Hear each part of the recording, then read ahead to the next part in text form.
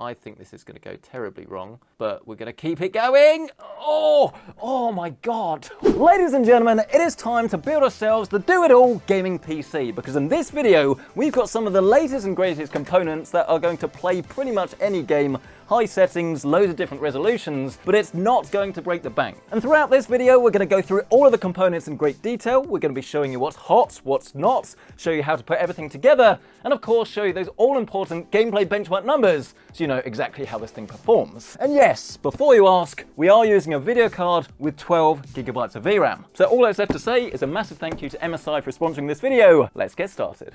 And to properly kick things off, I almost want to walk you through the ethos of this build, because in 2023, as we know, prices actually are starting to come down, which is fantastic. There's new launches all of the time, and actually choosing a GPU is potentially going to be a little bit more difficult than it was a couple of years ago. But something like the RTX 4070 is a solid option if you want to play maybe like 1440p, high refresh rate, maybe even a little bit of 4K, and want to use the NVIDIA features with things like DLSS 3, and you want to play games with ray tracing enabled. And the exact card that we're going to be using today is of course from MSI. This is the RTX 4070 Gaming X Trio. Let's get this out of the anti-static bag and take a look. Here it is, the 4070 Trio. It is definitely worth noting that you do get the new 16-pin power connection on the top of this, which is going to be fantastic if you want the cleanest setup possible. But do note that if you don't have a power supply that has one of these single connections, you will need to use the adapter in the box, or perhaps look at somewhere like Cable Mod and buy an external cable that can look a whole lot better than this.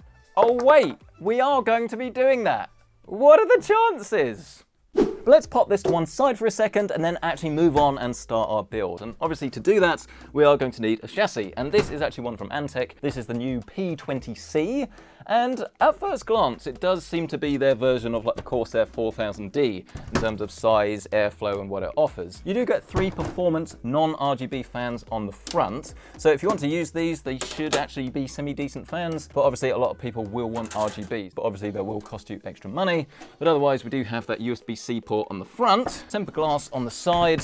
If I remove this panel, which is actually fairly solidly built, you can see what else we have, which is actually not really that much, to be honest. We do at least have cable management grommets, but there's no fan or RGB hub or anything like this. So perhaps if you're going to populate this with loads and loads of RGB fans, maybe get like Corsair fans and have like an external controller, or look at a case that actually comes with everything as standard and you could potentially save yourself some money. Oh yes, as well, look, there is a GPU holder here.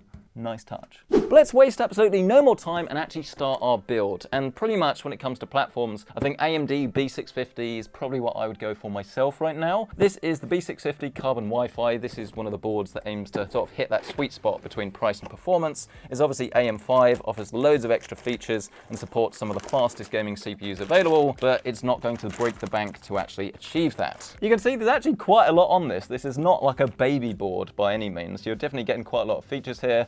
Decent cooling at the VRMs and things as well, support for plenty of SSDs, Wi-Fi 6E, and then of course support for DDR5 memory. You also get loads of ports. If you want USB, you're in the right place. But let's pop this down on top of the box, and then we'll grab our gaming CPU. This is the Ryzen 7700. This is pretty much the mid-range sweet spot when it comes to CPUs, as there's 8 cores. It's the non-X version, so you don't need a massive cooler because it should only use around about 65 watts of power, and yet it should still have all the gaming performance that you need in all of the titles really, especially with something like a 4070. I think this is going to be the perfect pairing. Yes, there will be maybe a couple of titles where you could run into CPU limitations, but personally speaking, I don't think it's necessarily worth spending a load more on the CPU when you could just upgrade your graphics card and get something even better for the same sort of money. It's a little bit of an odd one. It's a game of cat and mouse, but ultimately it depends what you play and how CPU bound it is. But let's open this up nice and easily just by using this little latch. Take your CPU out of its container and then just gently drop this down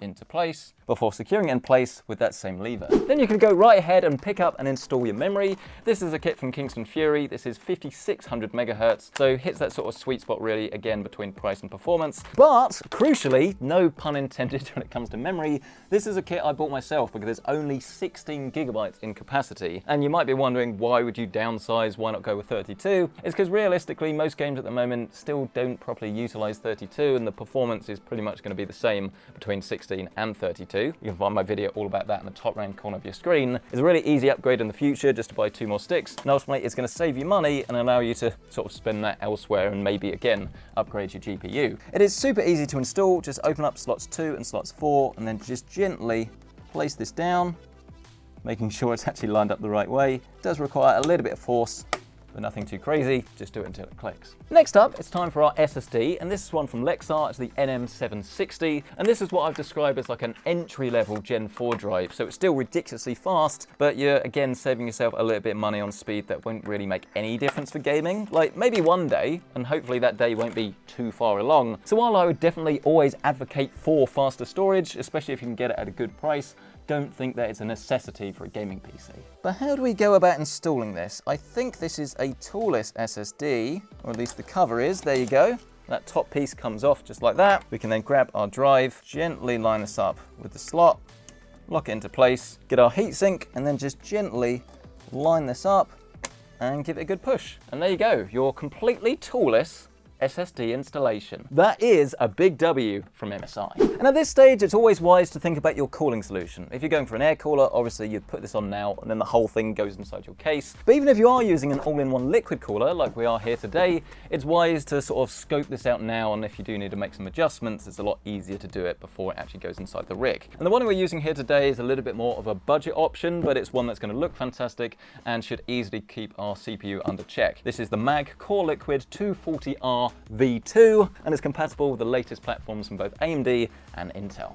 Let's open this up and see what we have inside the box. Various different bits of mounting hardware, including LGA 1700. We're going to need all of these screws, and then of course, the cooler itself. And these ones are actually quite clever, because you can see that the pump is actually mounted inside the radiator itself, which gives you a little bit of a lower profile and in some cases more attractive pump head. This is starting to sound very nerdy now. I don't know what you expected. But okay, what have we got in terms of mounting? Well, if this was Intel, you'd use this Intel backplate, but as it's AMD, we're going to use these little hooks that will go onto the motherboard itself, which means we don't actually need to change anything.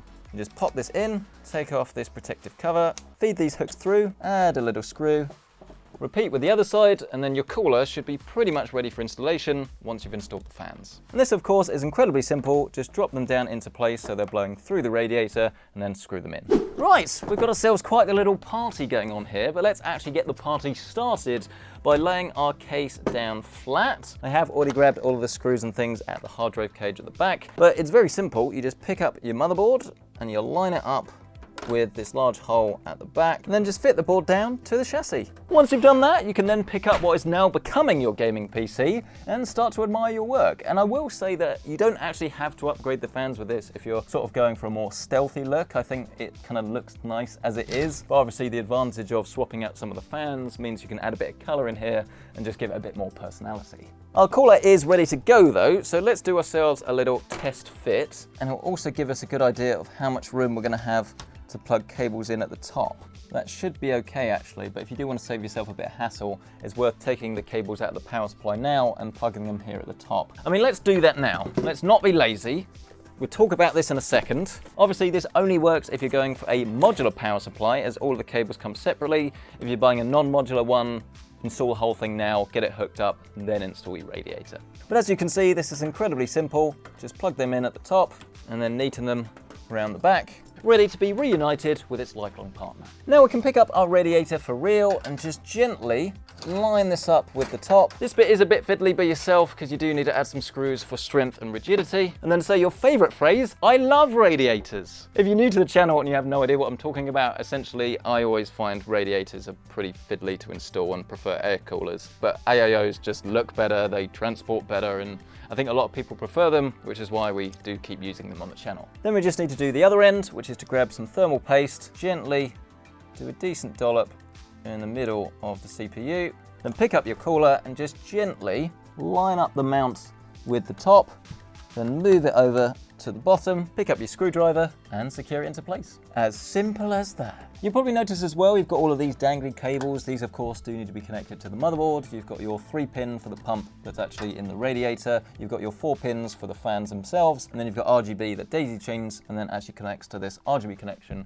at the top right corner of the board. With that out of the way, we now need to start thinking about all the other annoying bits. You can see I've now daisy chained all of the RGB and things, but if you look a little bit closer down here, you'll see a bundle of cables, and these are everything for the case to work essentially. So your power button, reset switch, and then all of your USB ports. Getting everything connected is easy. USB-C is this little silver one. USB 3 is right down here at the bottom. HD audio down here at the left. Now last but certainly not least, you've got these tiny little connections that go at the bottom right hand side of the board. I would check your motherboard manufacturer's manual just to make sure you plug them into the right place. Well, we're certainly making a mess, but we are indeed getting there. There's only a couple of things left to do. I'm now going to do the most fun bit, which is indeed to actually install our GPU, the RTX 4070. All we need to do is of course remove the slot covers from 2 and 3, so this will actually fit in. Let's move our GPU sag bracket down so it actually fit in, and then we can pick up our 4070 and hopefully it should just slot right in.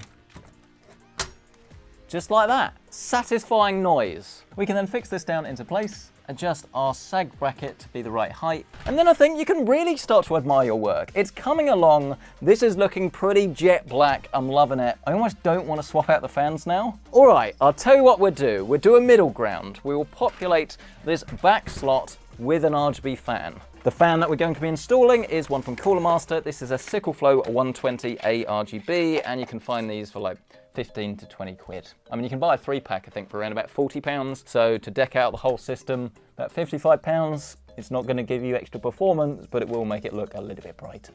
And I mean, to be fair, if you were going to swap out all of the fans, I would actually do that a lot more towards the beginning of the build, as actually you'd have to take the GPU out to access them, which would be a bit of a pain. But I'll tell you what, the cable on this is so short. That is ludicrous. I've got to actually put this behind the motherboard rather than the tray because there's not enough reach. Cooler Master, why would you do this? Thankfully, installing the pre-installed fans is a whole lot simpler, as they give you this little adapter and all of them are already routed in the right place. So you just hook them up to this 3-way and then connect it to a spare fan header on your motherboard. Oh, right, we're getting there, we're getting there. The final piece of the puzzle is among us. This is the V750i from Cooler Master, and as we already alluded to earlier in the video, the reason we're using this is not only because it's modular, it should be a decent power supply, but because it comes with one of these, an ATX3 16-pin cable. I should note that this one is only rated for 300 watts, so if you do want to step up to an RTX 4090, this isn't going to work, but you get 300 from this cable, 75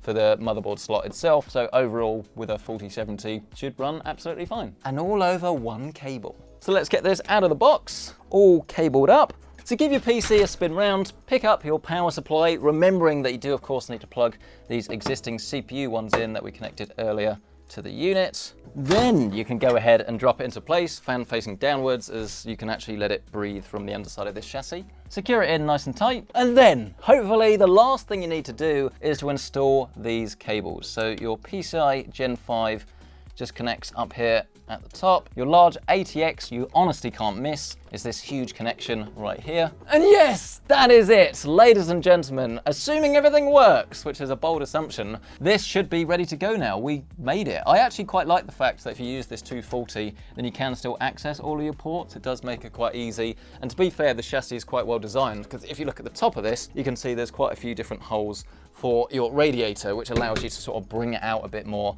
and get a bit more access. But if you want something that's a decent size, fairly easy to build in, P20C, not bad. Oh, and of course I should show you the cable management. As always, this is without any cable management at all. Should be very simple. There's not really too many tie down points provided. You've got this bundle here that you can add to, but there are some extra points and there's a decent amount actually of room behind the side. So if you are going for a crazy build, I'd say this could get a little bit messy, but for the one we've done here, seems to be absolutely fine. And of course, at this stage, there's only one thing left to do, to test if this works and to plug the PC-Centric mouse mat, available at pccentric.store or linked down below. I am a little bit nervous about this one, not because I don't think it'll work, but because I really don't want it to not work. Let's do this. It's always a good sign.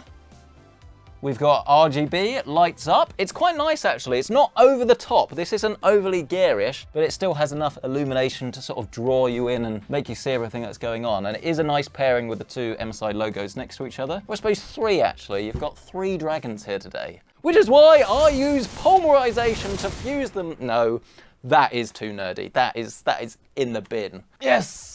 There it is. There it is, our Ryzen 7700 8-core processor, 16 gigabytes of RAM, and we're now going into Windows because I've already installed it on this SSD. But of course, if you hadn't already, just grab a Windows flash drive, go to the Windows website, really easy, download it, stick it in, walk you through the process, and you'll be ready to go. Either way, it is always worth restarting your PC and mashing the delete key until you get into the BIOS. Then you can navigate over to XMP Profile or AMD Expo, depending on the memory that you're buying, and then make sure that it's running at the full speed. Then you can go into fan information and just make sure they're running as quietly as possible, restart, and you'll be ready to play.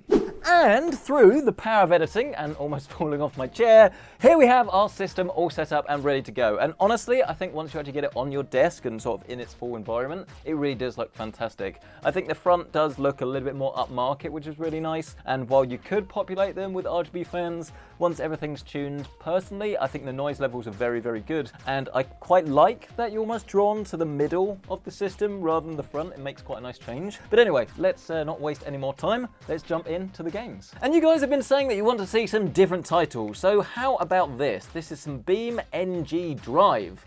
This is currently running at absolute max settings. This is ultra at 4K. And as you can see, we're getting around about 72 FPS. And if you haven't heard of this before, it's actually still like an early access game. And it's more of a physics simulator rather than a straight racing game. It makes quite a difference actually. But oh, you'll see if we start crashing about, then everything actually tends to break in a very realistic manner. So a lot of people just buy this just to sort of crash up some cars like this and to assess the damage. But I know a lot of you guys aren't going to be playing at 4K, so let's turn this down to 1440p. And you'll see that our frame rate has, of course, increased. We're now looking at around about 130 frames a second or so, which obviously, if you want to play at high refresh rate, is much, much better. Whether it's that important for this game, I'm not entirely sure, to be honest with you. It's going to be down to whether you're actually doing more driving or just using it as a physics sim. But still, it's very, very cool to have the option. I think this is going to go terribly wrong, but we're going to keep it going. Oh my God. Oh, there is nothing left. There is nothing left. I think we should put that down for a second and show you the noise levels. And you can see, even with the GPU flat out, the CPU doing a lot, this is a pretty silent system. Really, really impressive in that regard. Even if you have sensitive ears, you'd be very happy with this system.